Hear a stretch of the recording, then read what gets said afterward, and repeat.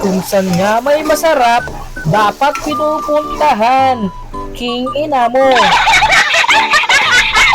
What's up mga kupal? At dahil meron tayong tirang ulo ng lechon kahapon, gagawin natin itong special sisig leftover na may special toppings na mayonnaise. Ayan, ang sarap niyan, boy!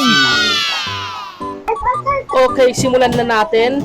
So, syempre, unang-una, kailangan natin ng leftover na lechon ulo. Ayan, tapos, babalatan natin yan. Syempre, kukunin natin yung mga tirang unod. So, ayan, nakuha na natin lahat. Okay. So, next step is prituhin lang natin yan, mga boy. Ayan, prituhin lang natin. Huwag lang nating sunugin. Slight prito lang. So, ayan. After maprito, ayan, ikat natin into small pieces.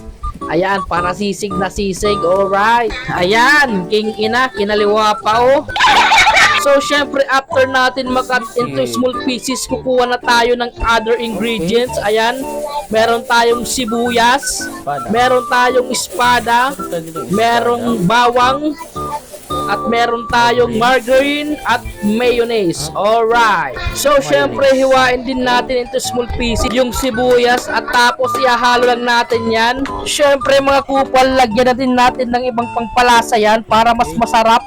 Ayan, tapos halu-haluin lang natin. Ayan, pag halu-haluin lang natin para mamaya isasalang lang natin. Ayan, kailangan halong-halo. Lagyan natin ng pampasarap yan. Alright.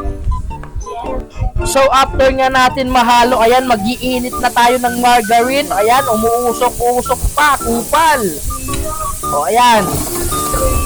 Ayan, napakaangas. Parang lalabas si Undertaker, Ayan, after nga natin magpainit ng margarine, ilalagay na natin yung sisig. Ayan! Napakaangas, boy! Masarap yan mamaya. Pangpulutan na yan, boy! So, ayun, malapit nang maluto yung lutong sisig. Napakaangas. So, ayan. Ayan, iyahain na natin. Tapos, lalagyan natin ng design sa ibabaw. Mayroon lang i-design natin para napakaangas tingnan. Ayan, Ayan, boy, napakaangas yan.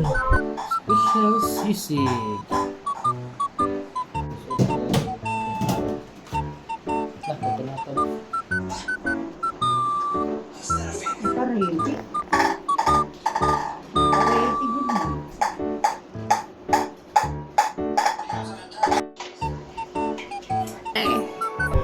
Okay, tikiman time na mga kupal. First bite. Ang sarap!